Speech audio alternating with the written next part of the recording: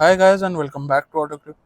Glanza AMT के ऊपर finally review देने का मौका आ गया और 7-8 दिन हो चुके हैं इस गाड़ी को चलाते हुए और लगभग 700-800 ही किलोमीटर इस गाड़ी को ड्राइव कर चुका हूँ। तो आज की इस वीडियो में देते हैं एक डिटेल्ड ड्राइव रिव्यू और आपको बताते हैं कैसी है ये ग्लैंजा अपने एएमटी के अंदर चलने में। दोस्तों, ग्लैंजा का रिव्यू मैंने पहले भी दिया हुआ है और ग्लैंजा और बलिनो लगभग सेम गाड़ियां हैं, तो आप इसे एज अ बलिनो का रिव्यू भी मान सकते हैं। ऑल दो बलिनो का रिव्यू भी आपके लिए बहुत ही जल्द ला रहा हूँ। और फाइनली अगर आपको बताऊं कैसी है ये गाड़ी, तो डिटेल में बात करेंगे क्योंकि लास्ट ग्लैंजा का रिव्यू दिए हुए ऑलमोस्ट 9-10 महीने हो चुके हैं और 9-10 महीने बाद दोबारा गाड़ी को चला रहा हूँ, तो सोचा दोबारा एक डिटेल्ड रिव्यू आपके लिए बना देते हैं। तो चलिए स्टार्ट करते हैं इस वीडियो को अपने टिपिकल वे में और आपको बताते हैं सभी चीज़ें इस ग्लैंजा एएमटी के बारे में। चलिए दोस्तों, स्टार्ट करते हैं इस वीडियो को अपने टिपिकल वे में और सबसे पहले आपके साथ शेयर करते हैं कि इस ग्लैंजा 2023 के अर्गोनॉमिक्स कैसे रखे गए हैं। तो दोस्तों, यहाँ आप देखेंगे पावर विंडो के कंट्रोल्स आपको देखने को मिल रहे हैं, लॉक अनलॉक मिल रहा है, विंडो लॉक मिल रहा है और उसके अलावा आपको ORVM की फोल्डिंग और एडजस्टमेंट दोनों ही चीज़ें यहाँ मिल जाती हैं। अब यहाँ पे आप देखेंगे तो start stop button, heads up display के control, traction control, 360 degree camera, headlamp leveler और ऑटो ऑन ऑफ, ये कुछ बटन्स मिलते हैं। स्टीयरिंग के ऊपर देखेंगे तो राइट साइड में आपको मिलते हैं क्रूज कंट्रोल के बटन्स, जैसे अभी मैं यूज़ कर देता हूँ। ये आप देखेंगे क्रूज कंट्रोल हो गया सेट और यहाँ आप देखेंगे तो ये दिए गए हैं मीडिया के बटन्स। ये नीचे वाले बटन्स आपको मिलते हैं, ये हैं कॉलिंग रिलेटेड और इसके अलावा टच स्क्रीन के सारे कंट्रोल्स आपको टच बेस्ड ही देखने को मिलते हैं, जो कि नीचे साइड दिए गए हैं। ऑटो एसी के कंट्रोल्स और यहाँ पे आपको USB सॉकेट मिल जाता है। उसके अलावा देखेंगे तो ये हेड्स अप डिस्प्ले दिखाई देता है और यहाँ पे आपको केबिन लाइट्स दी गई और ऑटो डिमिंग IRVM इस गाड़ी के अंदर देखने को मिल जाता है। तो अर्गोनॉमिक्स में अगर बात करूँ तो ये कुछ चीज़ें और कोई एक भी चीज़ आपको ऐसे आउट ऑफ प्लेस नहीं लगने वाली। राइट साइड में मिलेंगे हेडलैम्प कंट्रोल्स और लेफ्ट साइड में मिलेंगे वाइपर कंट्रोल्स। वाइपर के बारे में एक खास बात आपको बतानी है दोस्तों, इस बार जब मैं चला रहा था इस गाड़ी को तो बारिश का सामना मुझे करना पड़ा। ऑल्दो बिन मौसम बारिश थी, बट एक नोटिंग मिली इस गाड़ी के बारे में। तो दोस्तों, इस गाड़ी के जो वाइपर हैं वो क्लीन तो ठीक ठाक कर देते हैं, बट जब तेज बारिश आ रही होती है तो इनकी जो मैक्सिमम स्पीड है, अभी आपको कैमरा में तो शायद ठीक ठाक लग रही हो, बट वैसे रियल लाइफ में ये तेज बारिश को उतना ज़्यादा क्या कहते हैं कवर नहीं कर पाते हैं। खैर, बंद कर देते हैं वाइपर्स को और इनका कोई अगर इलाज हो या इस पर्टिकुलर गाड़ी में दिक्कत हो तो ये चीज़ मेरे को कमेंट सेक्शन में लिख के बताइएगा। खैर, अर्गोनॉमिक्स की बात हो गई, तो अब चलते हैं अपने नेक्स्ट और एक बहुत इंपॉर्टेंट एस्पेक्ट विजिबिलिटी के बारे में। तो यहाँ आप देखेंगे तो सबसे पहले आ जाते हैं आपके ORVMs। तो ORVMs का साइज सही है और इलेक्ट्रिक एडजस्ट वगैरह के साथ आप अपने टिपिकल पोजीशन ले सकते हैं और यहाँ से कोई दिक्कत नहीं आती है। ऑल्दो अगर फ्रंट आप देखेंगे तो आपको बोनेट की विजिबिलिटी बिल्कुल भी नहीं आती है क्योंकि कर्व डाउन डिज़ाइन है, तो वो चीज़ आपको ध्यान रखनी पड़ेगी। और जब आप एक प्रीमियम हैच ले रहे होते हैं तो दोस्तों ये चीज़ें आपको मिलती भी नहीं है। अब आ जाते हैं अपने IRVM की तरफ। तो IRVM आपको ठीक ठाक विजिबिलिटी ऑफर कर देता है और ऑटो डिमिंग होना एक इसकी सबसे बड़ी और सबसे खास बात है। उसके बाद विजिबिलिटी में एक और एस्पेक्ट आता है जिसके लिए मैं गाड़ी को लेता हूँ साइड में। और ऑल्दो इस टाइम हो सकता है गाड़ी रनिंग में है तो थोड़ी बहुत गंदी हो रही हो, बट रिवर्स कैमरा आपको दिखाना काफ़ी ज़्यादा ज़रूरी है। तो ये आप देखेंगे तो दोस्तों रिवर्स कैमरा 360 डिग्री कैमरा दिया गया है बेसिकली गाड़ी के अंदर और ये चीज़ मेरे को काफ़ी ज़्यादा अच्छी लगी इस गाड़ी की। प्लस रेयर पार्किंग सेंसर्स इस टाइम आपको बजते दिखाई दे रहे हैं क्योंकि गाड़ियाँ कॉन्टीन्यूसली पास ऑन हो रही हैं और आप देखेंगे तो बाइक्स वगैरह काफ़ी क्लोज से निकल रही हैं।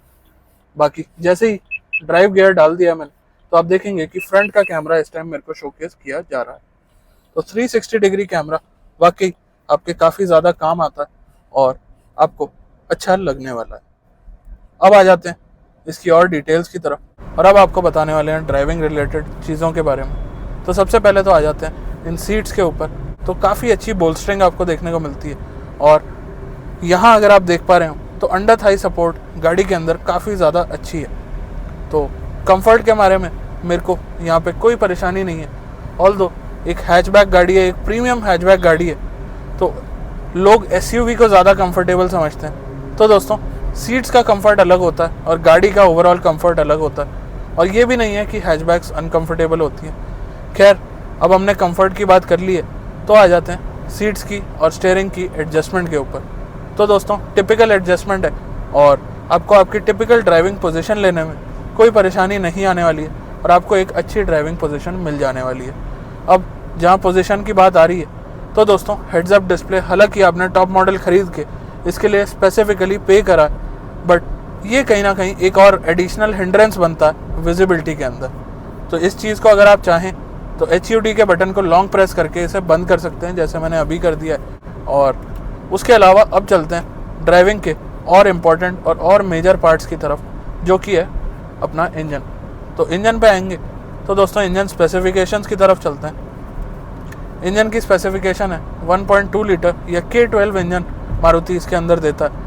इस इंजन की पावर आउटपुट और डिटेल्स की अगर हम बात करते हैं तो दोस्तों ये इंजन हमें ऑफर करता है 89-90 PS की पावर और साथ में 114 Nm का torque. Overall power figures at par and competition से अगर देखते हैं, और ऐसी कोई दिक्कत परेशानी नहीं है पावर फिगर्स के साथ, बट मैनुअल और AMT के अंदर पावर फिगर्स सेम होने के बाद भी चलाने में एक डिफरेंट फ़र्क आ जाता है। ऑल्दो अभी मैं हाईवे पे चल रहा हूँ, क्रूज़ कंट्रोल पे चल रहा हूँ, गियर शिफ्ट्स उतने ज़्यादा नहीं हो रहे हैं, तो इस वजह से आपको शायद उतना पता चल नहीं पा रहा हूँ। बट मैंने अब कर दिया है क्रूज़ कंट्रोल को बंद और अब मैं मैनुअली चलाने वाला हूँ इस गाड़ी को। तो दोस्तों आ जाते हैं इंजन के बाद अपने ट्रांसमिशन के ऊपर। 5 स्पीड AMT ट्रांसमिशन है और इस AMT ट्रांसमिशन के अंदर कैसा एस्पेक्ट है, क्या वर्थ इट है या नहीं है, मारुति इसके लिए चार्ज करता है 50 से 60 हज़ार रुपये, और सेम चीज़ टोयोटा में भी कैरी ऑन की जाती है। तो 60 हज़ार रुपये की वर्थ के हिसाब से देखें तो ऑटोमेटिक का काम होता है कंफर्ट और कन्वीनियंस प्रोवाइड कराना, जो कि ये करा देता है। और माइलेज का भी अभी आपको आगे एस्पेक्ट बताऊंगा। बट दोस्तों एक जैसे इस गाड़ी की अगर हम बात करते हैं, 11 लाख रुपए की ये गाड़ी ऑन रोड डेली कॉस्ट करती है, तो 11 लाख रुपए के हिसाब से ये ट्रांसमिशन मेरे को वर्थ इट नहीं लगता, क्योंकि गियर शिफ्ट्स वगैरह फील होते हैं और कहीं ना कहीं AMT अपने टिपिकल कैरेक्टरिस्टिक्स दिखा देता है। तो एक प्रीमियम हैच के अंदर एक AMT मेरे हिसाब से सूट नहीं करता है। ऑल्दो पहले बलिनो के अंदर भी और ग्लैंजा के अंदर भी CVT हमें देखने को मिलता था, बट आज की डेट में ये AMT ही एक अकेला ऑप्शन रह गया है अगर हम इन दोनों गाड़ियों की पर्टिकुलरली बात करते हैं। अब ऐसा क्यों करा कंपनी ने, उस पर तो हम कुछ कमेंट नहीं कर सकते। मे बी डिमांड या मे बी वो महंगा होता था, ये सस्ता है, बट काफ़ी सारे रीज़न हो जाते हैं कंपनी जब एक स्टेप लेती है। और अपग्रेड तो हर कोई करता है अपनी चीज़ को, अपनी गाड़ी को, अपने किसी भी एस्पेक्ट को, बट डाउनग्रेड जब कोई जाता है तो उसके पीछे एक बहुत ही बड़ा रीज़न होता है। तो उस रीज़न पे तो हम नहीं जा सकते ऑब्वियसली, क्योंकि ब्रांड कुछ सोच समझ के ही डिसीजन लेती है। बट ओवरऑल AMT अगर आप AMT के हिसाब से ही एक्सपेक्ट करेंगे तो ही आपको ठीक लगने वाला है। अगर आपने अपनी लाइफ में बेटर ट्रांसमिशन वगैरह यूज़ करे हैं तो शायद आपको ये AMT पसंद ना आए। जर्कीनेस स्मूथ ड्राइव में नहीं है, बट जब आप थोड़ा परफॉर्मेंस के हिसाब से ड्राइव करते हैं, कहीं आपको जल्दी पहुंचना है, तो थोड़ा सा ये सोचने में टाइम लगा देता है गियर बॉक्स कि कौन सा गियर हमें यूज़ करना चाहिए। ऑल्दो जैसे AMT चलते हैं उनसे थोड़ा सा बेटर ही मैं बोलूँगा इसे, क्योंकि मारुति की AMT की ओवरऑल ट्यूनिंग जो होती है और वही टोयोटा में जो कैरी ऑन करी जा रही है, वो one of the best in segment है। और सेगमेंट से भी छोड़ दें तो ओवरऑल AMT की ट्यूनिंग कैसे करनी है और कहाँ करनी है ये इन्हें अच्छे से पता है। बाकी इंजन ट्रांसमिशन की बात हो गई है, तो आज अपना एस्पेक्ट चेंज करके सीधा आपको लेके आ जाता हूँ माइलेज की तरफ। तो दोस्तों माइलेज टेस्ट जो मैंने इस गाड़ी का बनाया, काफ़ी अनरियलिस्टिक सी फिगर निकल के आई और कंपनी क्लेम से तो काफ़ी ज़्यादा माइलेज मैंने निकाल ली इस गाड़ी से। अब क्योंकि हाईवे से उतर गया हूँ तो सिटी में और चीज़ों की भी बातें करेंगे साथ के साथ, बट माइलेज एक मेजर एस्पेक्ट हो जाता है। तो सिटी माइलेज आपको बताने वाला हूँ, हाईवे माइलेज तो आपने मेरे माइलेज टेस्ट में शायद देख ही ली होगी। तो दोस्तों सिटी में ये गाड़ी अप्रॉक्सीमेटली 17 से 19 या मैक्सिमम 20 के आसपास की माइलेज निकालती है, जो कि ऑब्वियसली पेट्रोल के हिसाब से अगर देखें तो कहीं से भी ये माइलेज ख़राब नहीं है।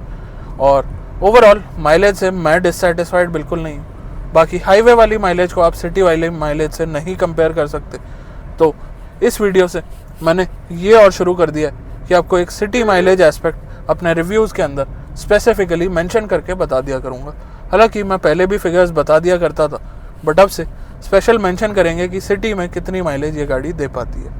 ऑल्दो मैं ये डेफिनेटली क्लेम नहीं कर रहा हूँ कि आपकी सिटी में या आपके शहर में भी ये 17 से 19 की या 20 की माइलेज देगी सिटी के अंदर, क्योंकि टाइमिंग हर टाइम अलग ट्रैफिक होता है और हर टाइम अलग रोड कंडीशन होती है।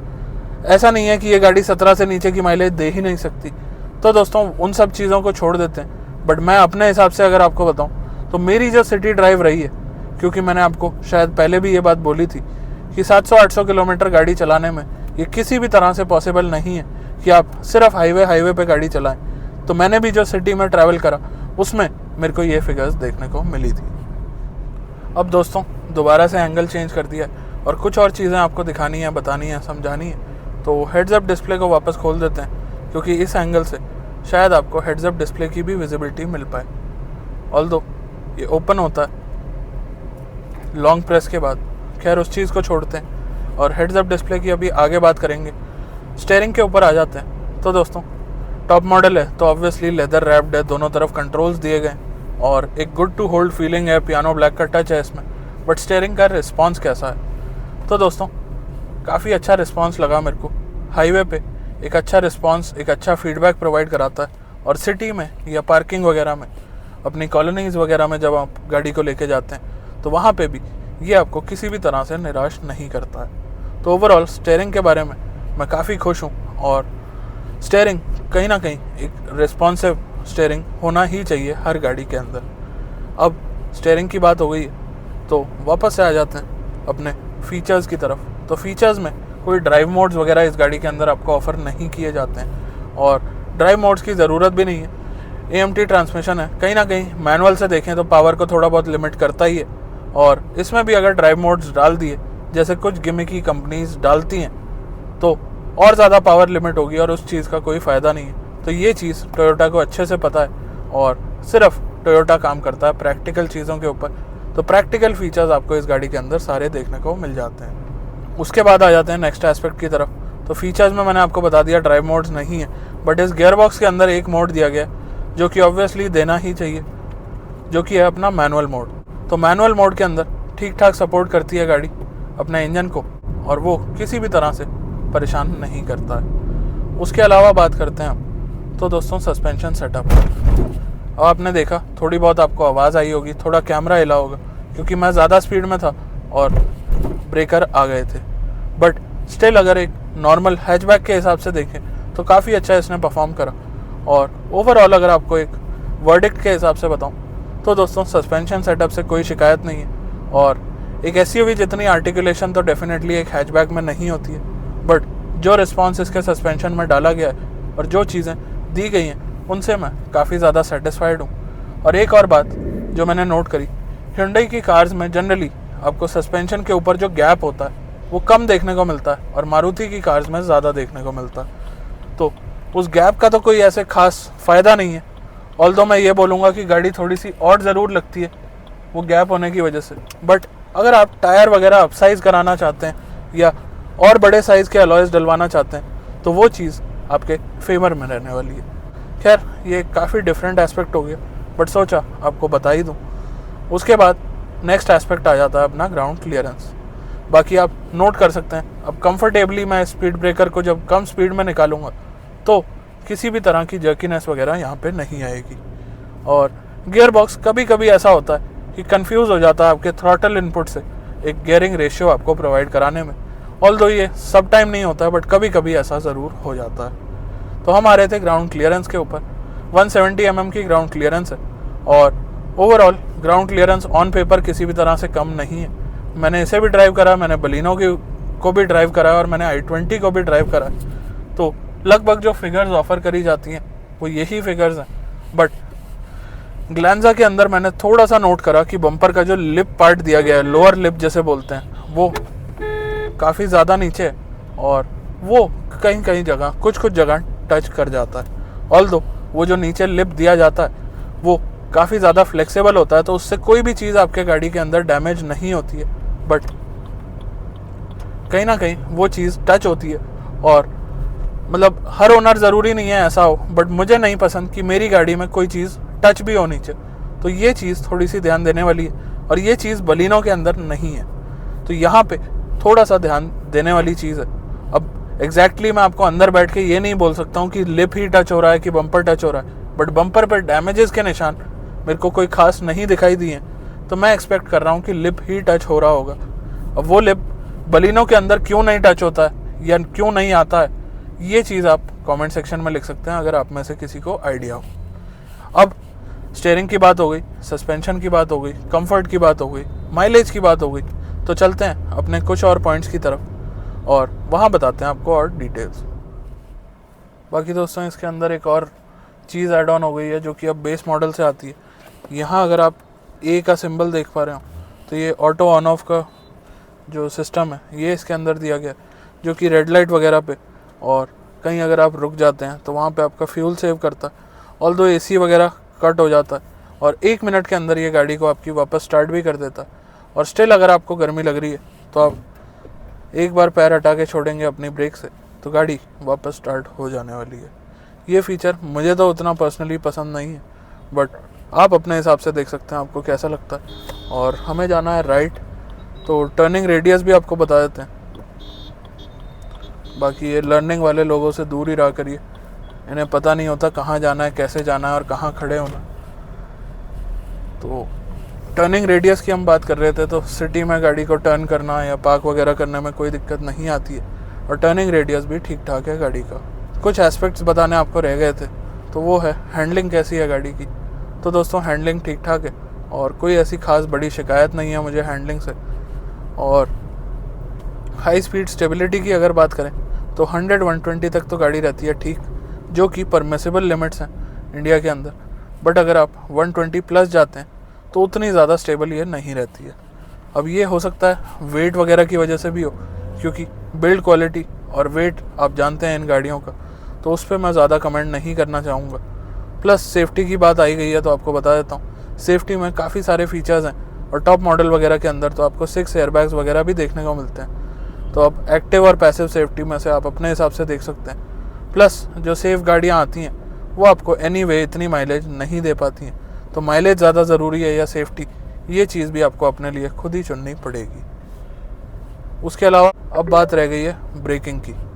तो दोस्तों ब्रेकिंग की ओवरऑल बाइट ठीक ठाक है, आगे डिस्क ब्रेक मिलती हैं और पीछे आपको मिलती हैं ड्रम ब्रेक्स, कोई खास शिकायत नहीं है। Plus in case of emergency breaking भी अगर आपको लेनी पड़ती है तो गाड़ी पूरी तरह से कंट्रोल में रहती है और उसका रीज़न आ जाते हैं आपके टायर्स की प्रोफाइल और साइज़ वगैरह काफ़ी सही रखा गया है। बाकी यही कुछ बातें थी इस गाड़ी के बारे में जो आपको बतानी थी।